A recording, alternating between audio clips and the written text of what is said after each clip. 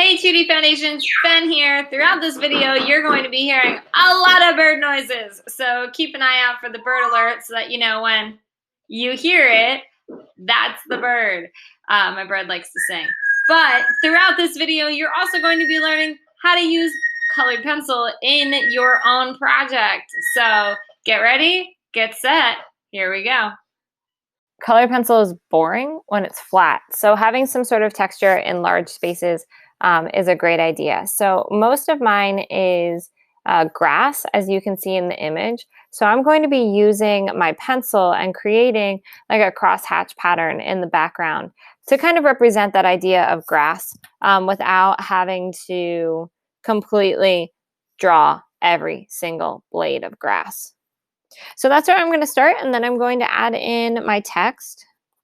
So I'm just going to kind of play around in here. I'm just going to do small sections at a time so that you can see how I would fill this in to get this whole thing covered.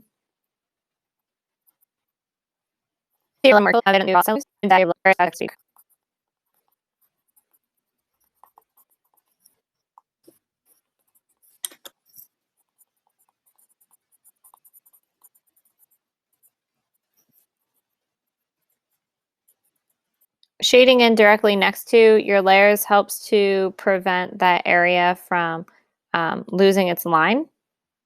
And if you shade light enough, it's going to hide when you're finished.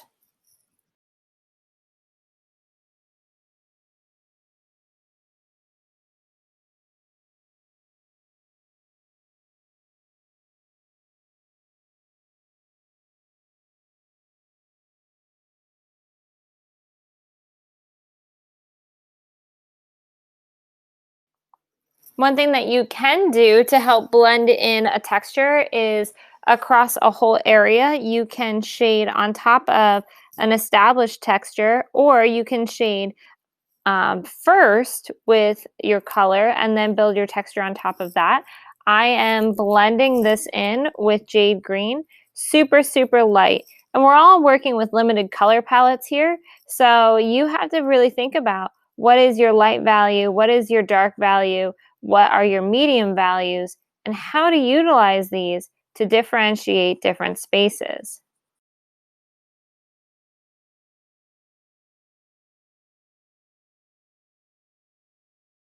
Look at that. So I want to take my pencil and I'm going to go right up to the edge of this T to give it a nice, crisp, clean edge.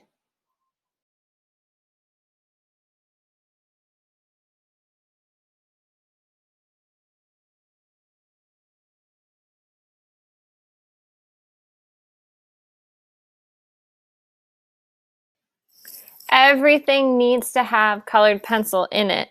And I know that my letters I want to stand out. So in my drawing, or in my reference, they're white, but I don't want them to stay white in my drawing. So I'm going to lightly go over each letter with some Jade Green, just to add a slight bit of color to it. And now I'm going to go over with my white. But I want to make sure that I don't have any other colors on my white colored pencil, or else that's going to transfer onto my paper. And I still see some white spaces, and it really doesn't look all that smooth. And I think the contrast is a little too high. The lighting's a little weird in this video, so it looks more yellow than it actually is. But I think this space now is almost done. And I'm looking at this super, super close. So let me zoom out. Okay, there we go. Now the lighting's a little bit better. You can see that the difference between this and this. It's a huge difference, everyone. This still has a lot of white space, whereas the other portion is more complete. So I want to see drawings that are like this, not like this. All right, well, now you know how to fill in a textured space, but you also need to know how to fill in a space that has the illusion of dimension, space, and form, and an area that's shaded smooth. So let me show you that next. So for areas that you need to shade smooth, it's easiest to start with one of your lighter values and then kind of map in your shadows with your medium to medium dark value. That way you know where they are. But do everything really light and build up layers. That's the best way to get things to be smoothly blended from one to the next.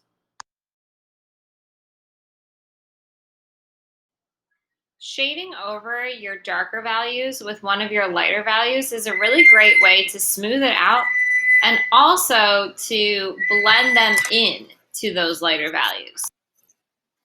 All right, so I would say that there are a couple spots in here that still need a little bit more blending just because I can see some white spots. It's easier to see it when I zoom in like this crazy close, but when I zoom out, doesn't look too bad. Looks like her little chubby arm with a good amount of dimension there. So that is what you're looking for here, is to build up a section at a time. And then I would probably creep up her arm and then across her shoulders, down the dress. And then I would do her face and then fill in all the boring spots at the end. I actually really love working with colored pencil, and this is an image, a drawing that I did a while ago using the gridded transfer method for both graphite and colored pencil. So I use the same process we're doing right now to create this. All of the gray was done in graphite and the color was done in colored pencil. This is yellow and green, indigo blue, and white. So it's a limited color palette, very similar to what you have. It's a dark, two mediums, and a light, the light being white.